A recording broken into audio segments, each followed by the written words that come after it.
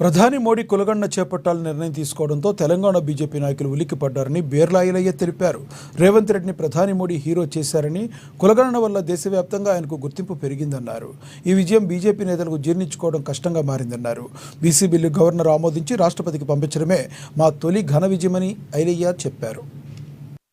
మా గౌరవ ముఖ్యమంత్రి రేవంత్ రెడ్డి గారు సామాజిక న్యాయం ఉండాలని చెప్పి కులగణన తీసుకొచ్చి మేమెంతో మాకంతా ఉండాలని చెప్పి ఇలా తెలంగాణలో కులగణన చేసి దేశానికే రోడ్ మోడల్ కలిగినటువంటి రాష్ట్రం తెలంగాణ రాష్ట్రం. గౌరవ ముఖ్యమంత్రి రేవంత్ రెడ్డి నాయకత్వాన మా ప్రియతమ నాయకుడు రాహుల్ గాంధీ గారి ఆలోచనను భారతదేశంలో మొదటగా ఇంప్లిమెంట్ చేసి సామాజిక న్యాయం ఉండాలి, సామాజిక తెలంగాణ కావాలని చెప్పి కులగణన చేస్తే నువ్వు పాల్గొన్నావు సంతోషం, కానీ మరి మీ నాయన మీ అన్న పాల్గొన్నప్పుడు ఆ రోజు ఎందుకు చెప్పలే నువ్వు సామాజిక న్యాయం అని చెప్పి?